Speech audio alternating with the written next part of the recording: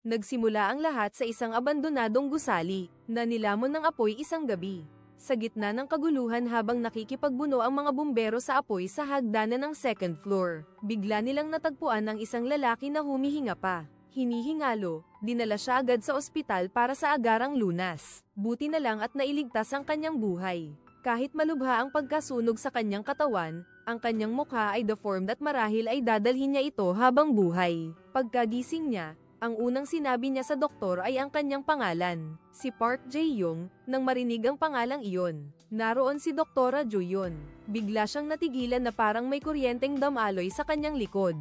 Para maintindihan ang buong pangyayari, kailangan nating balikan ang 15 araw bago ang nakakatakot na sunog na iyon. Si Park Jae-young noon ay isang tambay na walang trabaho. Ilang buwan na siyang hindi nakakabayad ng upa at ang kanyang kwarto ay magulo na parang basurahan. Hindi niya ito nililinis. Ang bawat araw niya ay ginugugulsa. Pagtitig sa mga stock na nalulugi, nangangarap na yumaman. Dumating din ang araw ng paghuhukom, pinuntahan siya ng kanyang mga inutangan. Pinilit siyang bayaran ang malaking utang na 100 million won. Dahil wala siyang pambayad, muntik na siyang dalhin sa isang iligal na operasyon, kung saan isinasagawa ang mga iligal na operasyon. Pagkuha ng mga organo ng tao. Labis na takot ang bamalat kay Park Jae-young. Nagmamakaawa siya at nangako ng kung ano-ano, at sa hirap at gipit ay napalawig ang kanyang palugit ng isang buwan. Ngunit ang 100 million won ay hindi basta-basta halaga. Si Park Jae-young ay nagtatrabaho lamang bilang isang part-time sa isang kumpanya ng transportasyon. Ang kinikita ko ay halos hindi sapat para sa pang-araw-araw na gastusin. Hindi sinasadya niyang narinig na balak ng amo na tanggalin sa trabaho. Ang isa pang manggagawa, na may record at kalalabas lang sa kulungan.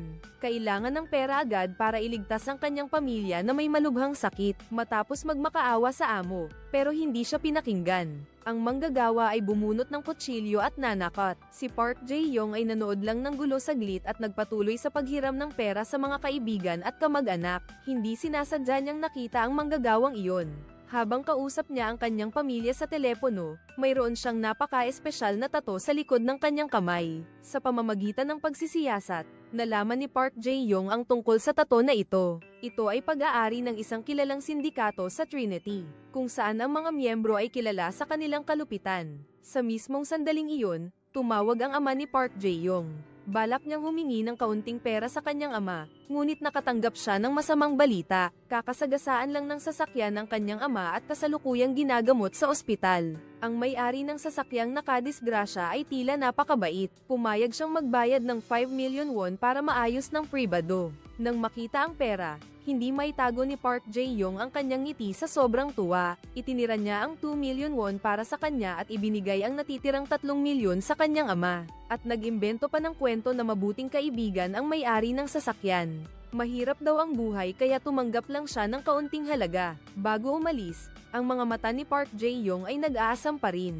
Tinitingnan ng natitirang 3 million won sa kamay ng kanyang ama pero tinanggihan siya nito. Nakita niyang dumalaw kay father yung madre mula sa simbahan malapit dito. Hindi niya napigil ang magbitiw ng masasakit na salita na kaya pala ilang buwan na kaming hindi nakakabayad ng renta. Ay dahil ibinibigay niya pala lahat sa kanya. Dahil hindi na siya makakuha ng dagdag na pera kay Father Park Jae-young, binalingan niya ang may-ari ng sasakyan na sangkot sa aksidente. Napansin niyang amoy alak ito, kaya sigurado siyang nagmaneho ito ng nakainom. Nang malaman ng kahinaan ni Park Jae-young, agad niya itong sinuhulan. Nagbanta siya na isusumbong niya na nagmamaneho itong lasing. Kung hindi siya makakakuha ng dagdag na 3 million won matapos niyang kumita ng 5 million won. Bumalik si Park Jae-young sa bahay ni Cho para tumulong magligpit ng mga damit. Hindi niya inaasahan na may matutuklasan siyang malaking bagay. Isang Rolex na relo, isang malaking tumpok ng pera, at, ang pinaka nagpasaya sa kanya, isang kontrata ng insurance sa aksidente, na may bayad pinsala na umaabot sa 500 million won. Ang halagang ito ay hindi lamang sapat para bayaran ang utang na 100 milyong Kia, kundi makakatulong din sa kanya para tuluyang makaalis sa kahirapan. Pagkalabas niya sa convenience store, litong-lito pa rin ang ulo niya sa plano niyang pagyaman. Biglaan, sa daan na kanyang KINAGISNAN, hinarang siya ng isang grupo ng mga masasamang loob at ninakawan ng 5 milyon won at ang kanyang Rolex.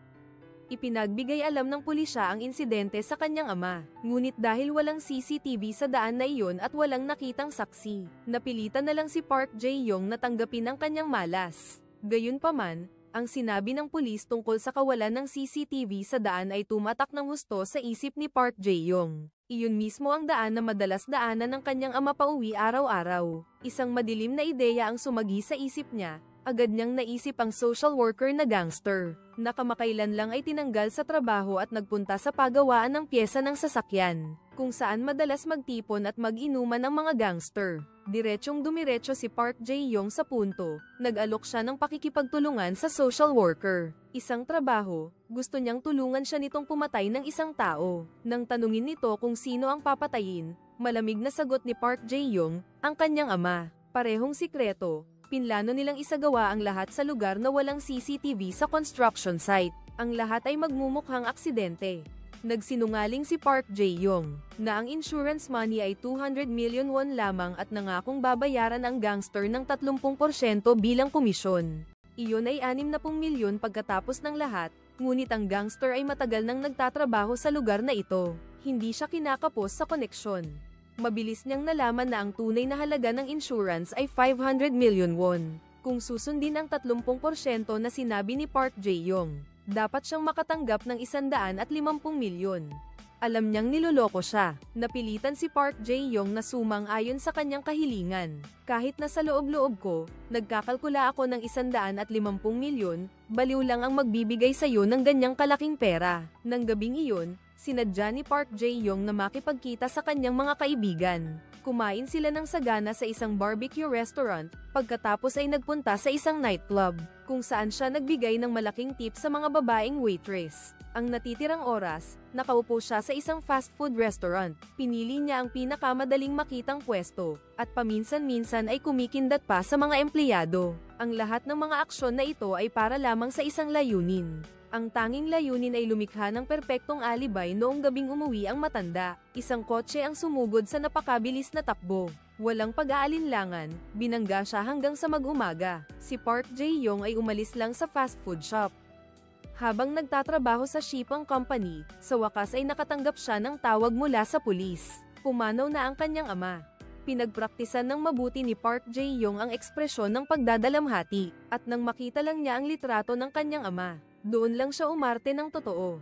Akala niya, basta makumpleto niya ang mga papeles, ayos na ang lahat. Pero may nakakagulat na ibinalita ang pulis. Hindi lang ito basta isang hit and run. Kagabi, may isang saksi, ang madre sa simbahan.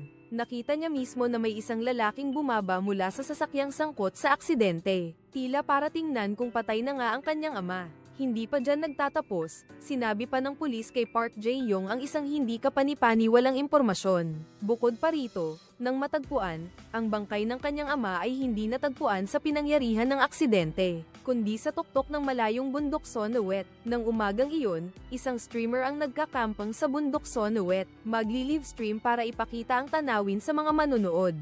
Tapos biglang may nakita siyang nakakatakot na eksena. Isang aso na ngumunguya ng isang bagay na parang bahagi ng katawan ng tao. Sumigaw siya ng malakas sa telepono, "Tulungan niyo ako, nandito ako sa bundok Sowol. May bangkay dito." Para maintindihan ang kakaibang pangyayaring ito, kailangan nating lumipat sa ibang karakter, si Han Sang-hun. Siya ang may-ari ng isang pribadong klinika, matuturing na matagumpay at may lihim na relasyon. Sa isang magandang dalaga na nagngangalang Yujong, pinuri niya ito at sinabing kaibig-ibig siya. Nagkunwari itong nahihiya at sinabi sa kanya na huwag siyang magsalita ng ganoon. Pagkatapos ng kanilang date, huminto sila sa isang motel malapit sa bundok Sonowet. Sa ilalim ng pang-aakit ni Yujong, uminom ng ilang baso ng alak si Han Sang-hun. Habang inaasahan niya ang ilang pribadong sandali, biglang kumilos ng mahirap si Yujong at sinabing nakatanggap lang siya ng balita na may namatay na kamag-anak. Ang bundok Sonowet ay napakalayo sa punerarya. Mahirap ding tumawag ng sasakyan sa oras na ito. Inisip ni Han Sang-hun na tapos na ang oras ng trabaho ng pulis trapiko. Agad na nag-alok si Haozai na ihatid ka sa punerarya. Sa daan, patuloy na gumawa si Yujong ng hindi nararapat na mga kilos. Sadyang ginulo niya si Han Sang-hun, at hindi nila binigyang pansin ang daan sa harap. Ang lugar na ito ay may maraming USA, at hindi bihira ang mga kotse na bumabangga sa kanila. Isang malakas na banggaan ang nangyari. Lihim na nanalangin si Han Sang-hoon sa kanyang puso. Umaasa siya na isa lamang itong USA, ngunit nang bumaba siya ng kotse, nakita niya ang isang bangkay na nakahiga hindi kalayuan. Parang tumigil ang tibok ng puso niya. Nagmaneho siya ng lasing at nakapatay ng tao. Alam niyang hindi siya makakatakas sa responsibilidad. Kriminal. Tamang-tama naman na may dumaang ibang sasakyan. Dali-daling hinayla ni Han Sang-hoon ang bangkay para itago sa gilid. Sinusubukang harapin ang mabait na may-ari ng sasakyan, na huminto para tanungin kung kailangan niya ng tulong. Pagkaalis ng sasakyan, may narinig na bulungan sa isang tagong lugar. Nakuha na ba ang litrato? Sagot ng isa pang boses, may isa pang babae sa sasakyan. Basta malinaw ang kuha. Kinakabahang inilipat ni Han Sang-hoon ang bangkay sa likod ng kotse. Balak sanang dalhin sa bundok Fitang, pero bigla, may isang hindi inaasahang bisita na dumating, isang lalaking nakabisikleta. Nagbabalak sanang tumakas matapos makita ang nangyari. Walang ibang pagpipilian si Han Sang-hoon kundi ituloy ang binabalak. Dinala niya ang lalaking ito sa bundok para ilibing ang bangkay ni Chung. Gayunpaman, hindi namatay ang lalaki sa banggaan. Nawalan lang siya ng malay. Nang magising siya sa loob ng trunk, malakas niyang pinagpapalo ang trunk ng kotse at humihingi ng tulong. Tiniyak kay Han Sang-hoon na pananahimikin niya ang lahat. Bahagyang naantig si Han Sang-hoon at binigyan ang lalaki ng 10 milyon won para manahimik at isinama siya sa planong ilibing ang bangkay. Akala niya na kung silang dalawa ay magiging kasabwat, ang sikretong ito ay mananatiling nakabaon magpakailanman. Pumili sila ng isang lugar sa tuktok ng bundok para maghukay. Iyon mismo ang lugar kung saan natagpuan ng streamer ang bangkay.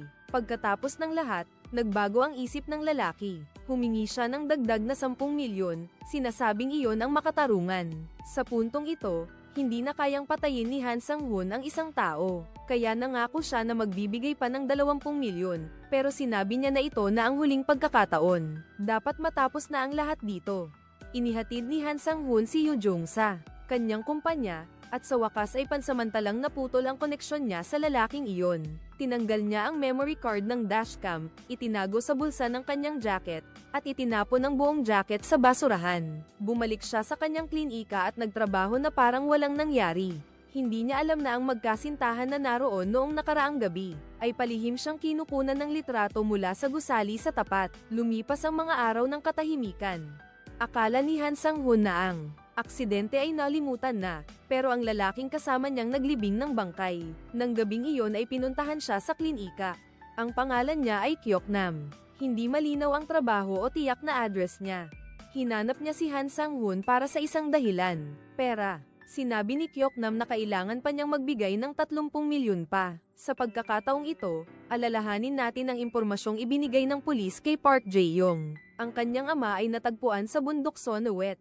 Kung gayon, ang bangkay na ibinaon ni Han Sang-hoon at Kyok Nam ay ama ni Park Jae-yong, pero hindi ba't yung gangster ang bumangga sa kanya? Bakit na aksidente ulit sa kotse yung matanda? Ang kwento ay patuloy na nagbubunyag ng mas komplikadong mga detalye. Sa totoo lang, habang si Park Jae-yong ay nagpapraktis kung paano magpanggap na malungkot sa banyo sa istasyon ng pulis. Isang pulis ang nagkataong nasa katabing Cub-8. Narinig niya si Park Jae-yong na bumubulong sa kanyang sarili, na kapag nahuli siya, katapusan na niya.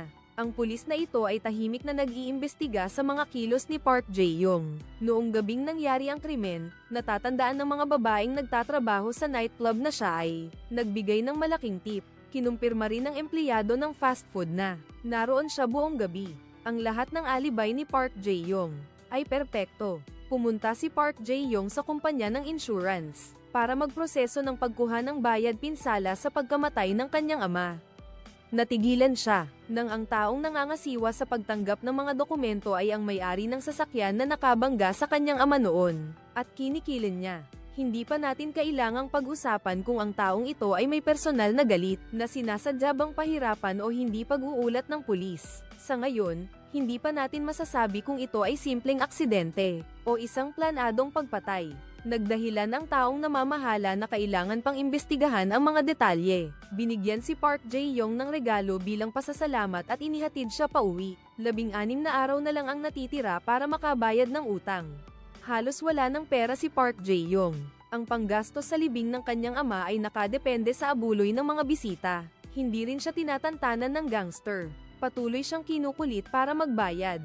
Hindi niya ipinaliwanag kung ano ang nangyari noong gabing iyon. Pero sinabi niyang sinunod niya ang utos na patayin si Park Jae-yong. Humingi siya ng pera sa loob ng 1 linggo. Kung hindi, ibibigay niya sa pulis ang pen recorder ng usapan ninyong dalawa. Kahit na pareho tayong mapahamak, sinusubaybayan na ng pulis si Park Jae-yong noon pa. Nakatayo siya hindi kalayuan at nasaksihan ang buong pagpupulong. Sinundan niya ang gangster sa paggawaan ng pyesa ng sasakyan. Sinamantala niya ang pag-alis nito sa kanyang RV. Pumasok ang pulis at naghanap, at natagpuan niya ang pen recorder sa loob ng bulsa ng jacket pero nang aalis na siya. Hinarang siya ng gangster at walang sabi-sabi, pinatay niya ang pulis. Pagkatapos lang nila nahanap ang ID ng pulis ng biktima. Pagtingala niya, gulat niyang nakita ang isang camera na nakakabit sa poste ng kuryente malapit doon. Alam niyang nabisto na siya. Nagdesisyon siyang tumakas papuntang ibang bansa at inutusan si Park Jae-yong na ibigay ang pera sa loob ng 1 araw. Dahil wala na siyang ibang pagpipilian, naghanda na si Park Jae-yong ng plano. Sa isip niya, gusto mo palang mamatay, sige, pagbibigyan kita, para na rin tong paghihiganti kay tatay sa ibang paraan. Ipinagawa ni Han Sang-hoon ang sasakyang nakadisgrasya. May kakaibang sinabi sa kanya ang mekaniko. Karaniwan daw, kapag nakabangga ng USA, ang bumper ang unang nasisira. Pero sa sasakyan ni Han Sang-hoon, ang hood ang UP, samantalang halos buo ang bumper. Ang mga salitang ito ay parang kidlat na tumama kay Han Sang-hoon. Kinalkal niya ang basurahan. Nakita niya ang itinapong memory card ng dashcam. Pinanood niya ang video noong gabing nangyari ang aksidente at natuklasan niya ang nakakagimbal na katotohanan. Nahulog mula sa itaas, bulong niya, pero paano? Paano mahuhulog mula sa langit? Paulit-ulit na pinanood ni Han Sang-hoon ang video. Sa huli, nakita niya ang isang anino ng tao na nakatayo sa overpass. Sa mismong oras na dumaan ang sasakyan, si Kyok-nam iyon. Siya ang nagtapon ng bangkay ng ama ni Park Jae-yong mula sa overpass pababa sa kalsada. Agad na sinabi ni Han Sang-hoon ang katotohanan kay Yoo-jung. Malinaw na isa itong pangingikil na pinagplanuhang mabuti. Dahil iniisip niyang hindi naman siya ang pumatay, nagpa siya siyang magsumbong. Sumang-ayon naman si Yoo-jung. Sinabing sasama siya sa pagsusumbong at tutulungan siya. Gayunpaman, bago sila makarating sa istasyon ng pulis, nagkita sila sa huling pagkakataon. Pagkatapos panoorin ang video na ipinakita ni Han Sang-hoon, nawala ang maamong mukha ni Yoo-jung at kalmadong nagsindi siya ng sigarilyo. Nagbitiw ng masasakit na salita, tinawag si Han Sang-hoon na 4 ang mata. Tanga, sabi niya. Ang mga lalaking gwapo na nanliligaw sa kanya ay pwedeng pumila ng pagkahaba-haba mula rito hanggang France. Bakit hindi mo itanong sa sarili mo kung bakit pumayag siyang maging kabit mo? Doon lang napagtanto ni Han Sang-hoon na sina Kyok-nam at Yoo-jung ay magkakampi pala, pero huli na ang lahat. Pakiramdam niya'y nanlalambot ang katawan niya at nahihilo siya. Nilagyan siya ng gamot pampatulog ni Kyok-nam at Yoo-jung. Dinala nila si Han Sang-hoon sa abandonadong gusali para ilibing ang lahat ng sikreto kasama niya. Pero napakatatag ng buhay ni Han Sang-hoon. Habang naguhukay ng hukay sina Kyok-nam at Yoo-jung, unti-unti siyang nagising. Nakita niyang tumatawa ng parang baliw si Yoo-jung. Ang galit at puot ay bumalat sa kanyang pagkabigla at galit. Inatake niya at pinatay si Yoo-jung sa lugar na iyon. Si Kyok-nam, na nasa hukay na hinukay, ay nakatakas. Agad niyang hinabol si Han Sang-hoon, na nagtatangkang tumakas para itago ang ebidensya. Ang karakter na si Yoo-jung ay hindi talaga isang mabait na babae. Bumabalik ang kwento sa kanyang buhay estudyante. Noong panahong iyon, isang babaeng estudyante sa klase na mukhang inosente at dalisay ang napili para maging modelo sa pabalat ng pahayagan ng paaralan. Isang posisyon na dati ay palaging para kay Yoo-jung. Sa panlabas, nagpakita si Yoo-jung na masaya at binati ang kanyang kaibigan. At sinabi pa na nag-ayos siya ng isang pagtitipon para ipakilala siya. Ngunit nang dumating ang babaeng estudyante sa tagpuan ng gabing iyon, naging isang bangungot ito, isang peklat na hindi kailanman gagaling sa buhay niya. Iniwan ni Yoo-jung ang babae sa isang grupo ng mga siga, kasama ang mensahe na magsaya raw kayo. Ang bangungot na iyon ay sumunod sa babaeng estudyante, hanggang sa pagtanda niya, madalas niyang hawakan ang dibdib niya. Nagigising mula sa mga nakakatakot na bangungot, at ang babaeng iyon ay walang iba, kundi si Doktora Ju Yun. Bumalik tayo sa kasalukuyan, pagkatapos ng sunog sa abandonadong gusali, nakita ng mga bumbero ang 2 bangkay at isang nakaligtas. Nang magising ang nakaligtas at sabihing ang pangalan niya ay Park Jae-yong, parang gustong huminto ang puso ni Joo-yeon. Napansin ng boyfriend niya na may kakaiba, na may espesyal sa pagitan niya at ng pasyenteng nagngangalang Park Jae-yong, lalo na noong gabing iyon. Nahuli niya si Joo-yeon na palihim na nagpiprint ng medical record ni Park Jae-yong sa opisina. Pinilit niya itong magsalita pero ayaw niyang sabihin. Sakto namang, nakatanggap ng emergency call ang boyfriend niya. Tiningnan niya si Joo-yeon nang may pag-aalinlangan at nangako sa kausap niya na pupunta siya agad. Ang survivor ay nagbigay lang ng pangalan, walang identification, walang address kaya hindi pa makumpirma kung siya nga si Park Jae-yong. Kung siya nga ang kilala ni Joo-yeon. Lumapit si Joo-yeon sa isang misteryosong organisasyon na tinatawag na Innocuous Planning Department, kung saan sinasabi nilang kaya nilang lutasin ang lahat ng problema. Ang pinuno ng organisasyon ay dating pulis.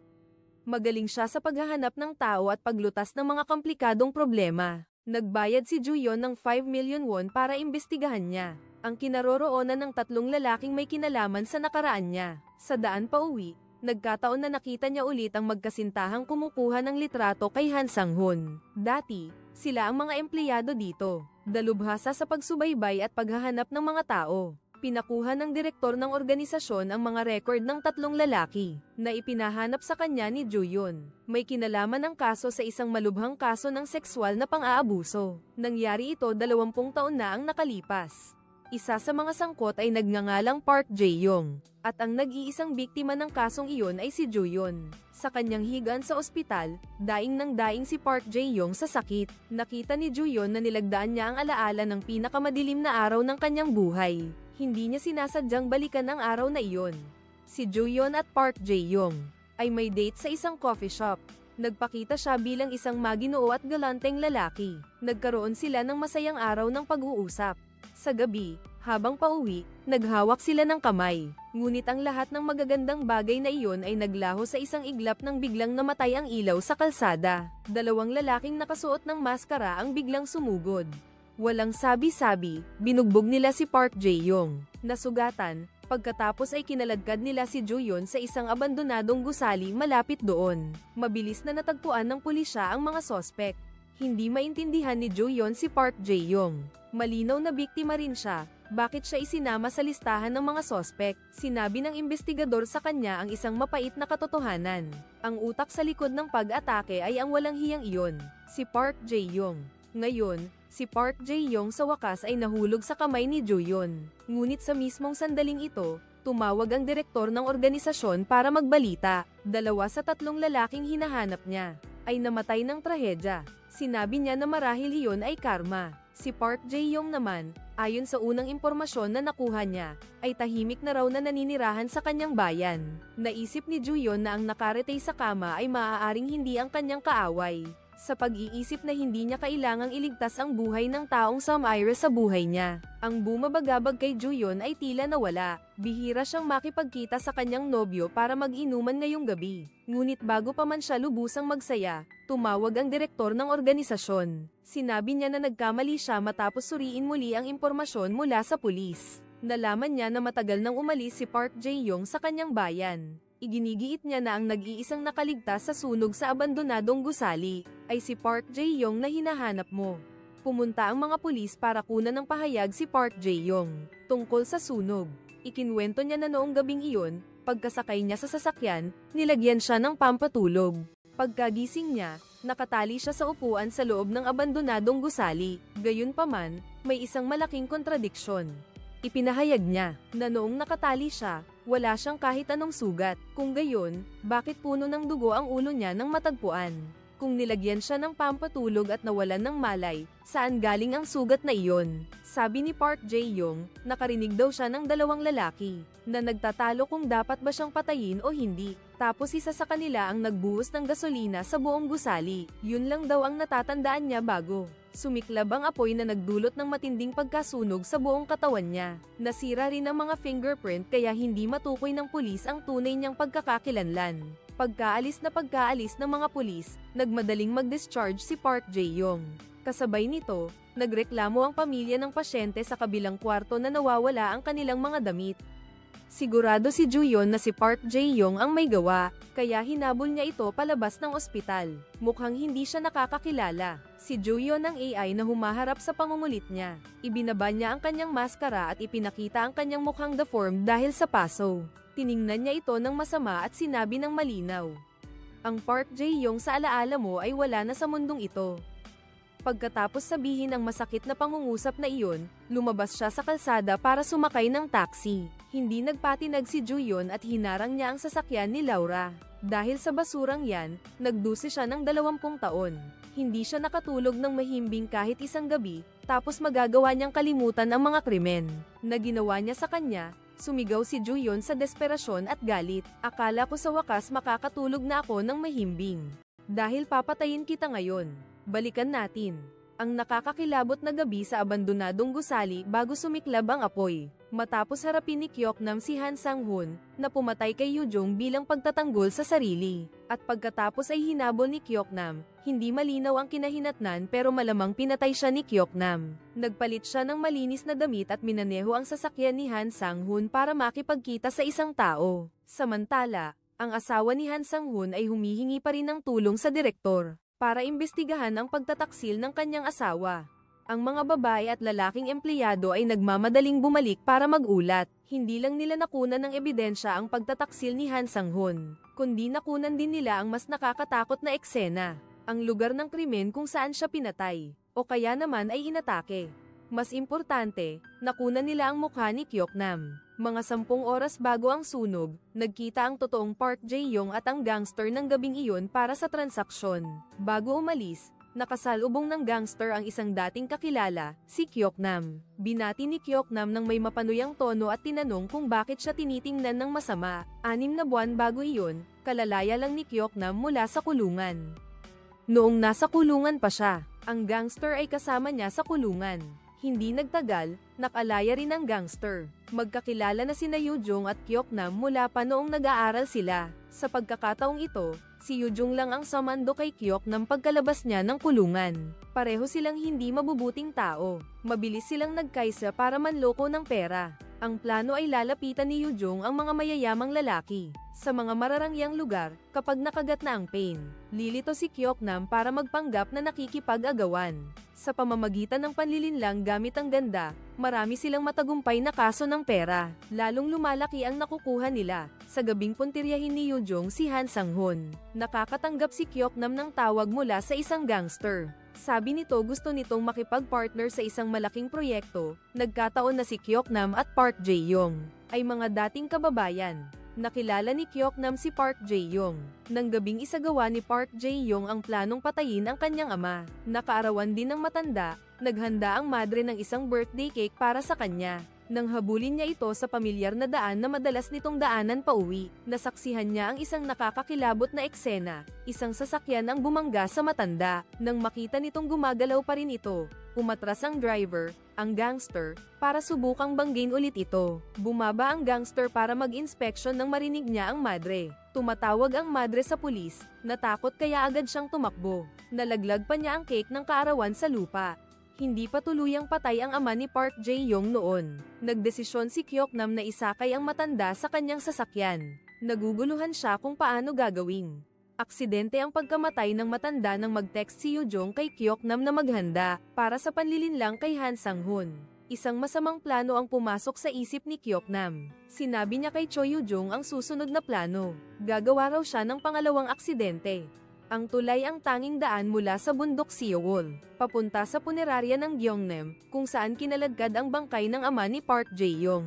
Sa tulay, naghintay ng matagal hanggang dumaan ang sasakyan ni Han Sang-hoon, at itinapon niya ang bangkay, 6 na oras bago ang sunog.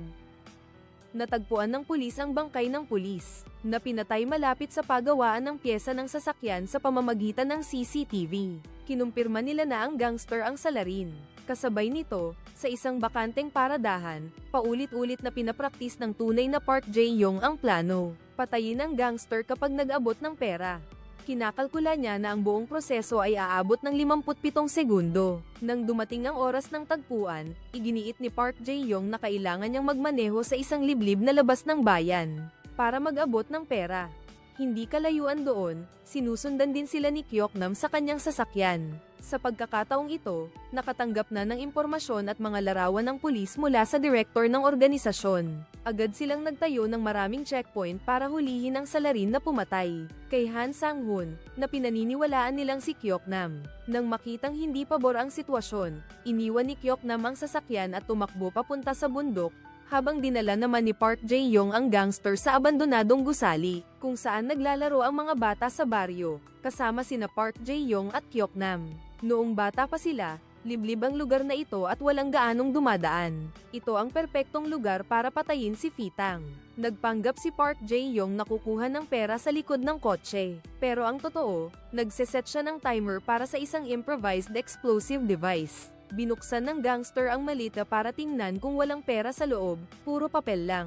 Susugod na sana si Park Jae-yong, pero mas mahina siya. Ay sinalakay ng mga gangster at iginapos sa isang upuan sa isang gusali. Sa mismong oras na iyon, natagpuan din ni Kyoknam ang abandonadong gusaling ito. Naglabas na ang pulisya ng utos ng pagdakip sa buong lungsod. Kahit na makuha niya ang bayad mula sa mga gangster, mahirap pa ring makatakas si Kyoknam sa batas. Nakita niya si Park Jae-yong na nakagapos. Napansin niya na ang kanyang pangangatawan at mukha ay may pagkakahawig sa kanya. Isang perpektong plano para sa muling pagsilang ang sumagi sa kanyang isipan. Naisip niya na baka dapat na lang niyang patayin ang mga gangster para solohin ang bayad. Tapos susunugin niya ang lugar na ito. Sisirain ng apoy ang bangkay ni Park Jae-yong. At ang gangster, isasadula niya ang eksena para paniwalaan ng lahat na ang isa. Sa dalawang sunog na bangkay ay si Kyoknam. At siya, na may mukhang nasunog at pumangit dahil sa sarili niyang gawa, o dahil sa aksidente habang nanununog, ay makakaligtas at magpapalit ng pagkakakilanlan bilang Park Jae-yong, isang taong walang record. Malaya niyang makukuha ang insurance money ng ama ni Park Jae-yong. Isang ang perpektong plano para makapagbagong buhay. Pinatay ni Kyoknam Ra si Tay na gangster.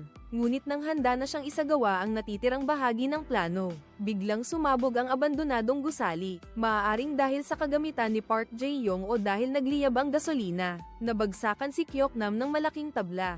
Hindi siya nakatakas, at mabilis na kumalat ang apoy at lalong tumindi.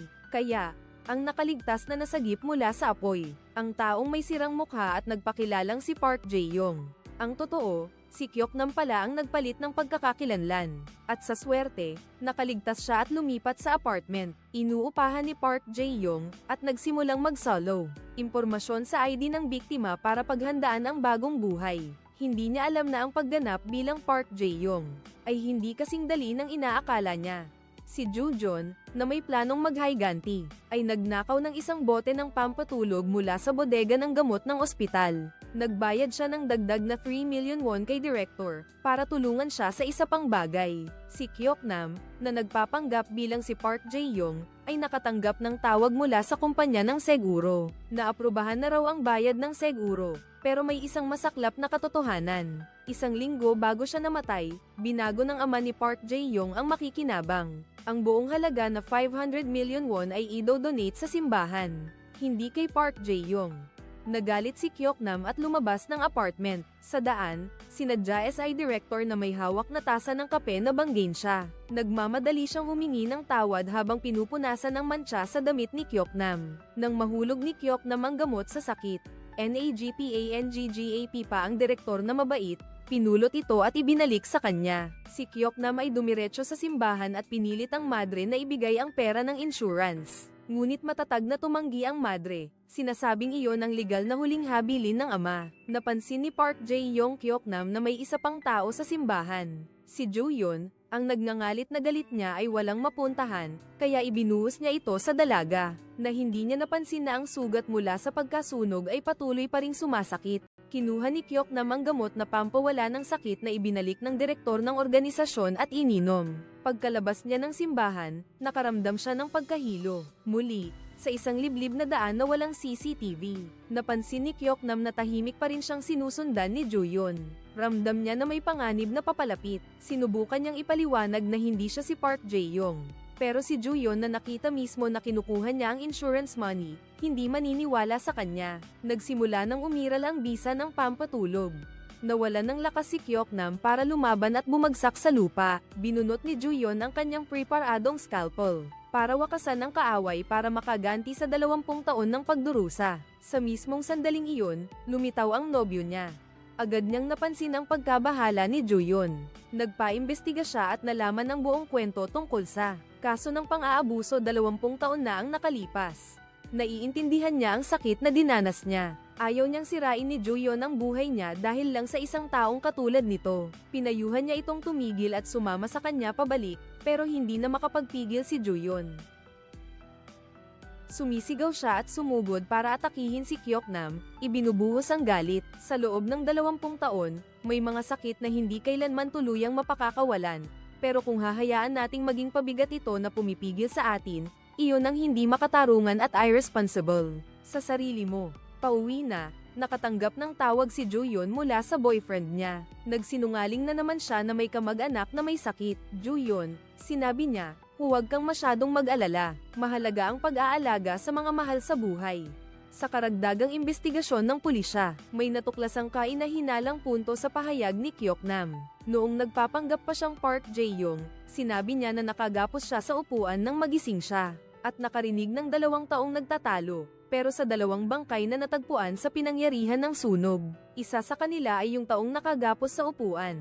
Salungat ito sa pahayag ng nakaligtas. Nagsimulang maghinala ang pulis na isa itong palabas. Nagpalit ng pagkakakilanlan, bumalik si Vic Kyoknam sa apartment para uminom pa ng gamot sa sakit. Natuklasan niyang nagbago na ang kulay ng tableta. Kinumpara niya ito sa gamot sa sakit na nireseta sa kanya ng ospital. Nalaman niya ang lahat. Sinamantala ng direktor ang pagkakabungguan para palitan ang gamot. Pinalitan niya ang gamot sa sakit ng pampatulog nang hindi niya alam. Tumawag ang pulis at pinapunta siya sa istasyon para magbigay ng pahayag.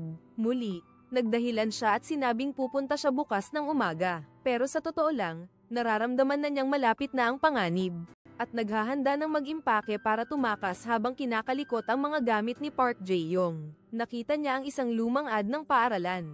Ang modelo sa pabalat ay si Juyon noong bata pa. Biglang naalala ni Kyoknam noong araw na inutusan siya ni Yujong na ayusin si Juyon. Pero noong mga panahong iyon, kalalabas lang niya sa rehabilitation center. Ayaw niyang gumawa pa ng gulo kaya tumanggi siya agad na sumali. Pero siya mismo ang nagturo kay Yujong para gawin ang brutal na pag-atake nang dumating ang mga pulis sa apartment. Naglaho ng parang bula si Kyoknam.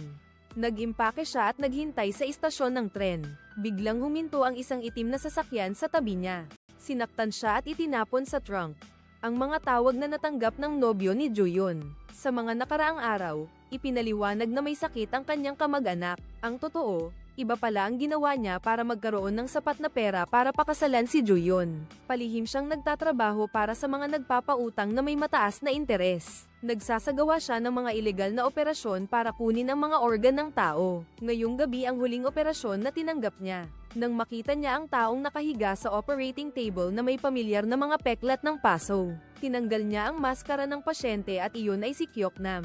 Pero napagkamalan niya itong si Park Jae-young, ang taong nagdulot ng paghihirap kay Juyon.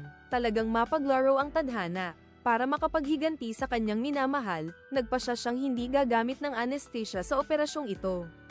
Bulong niya, ituring na lang natin itong isang masamang karma. Ang karma ay umiikot, at hindi ito nagkakamali. Tila may isang kamay na hindi nakikita na sadyang isinaayos upang ang 6 na taong ito, na may magkakaugnay na pagkakautang ng dugo at paghihiganti, ay magsama-sama upang tapusin nila ang isang serye ng mga pagpatay. Ang pagpapatuloy ay nagtatapos sa siklo ng masamang kapalaran.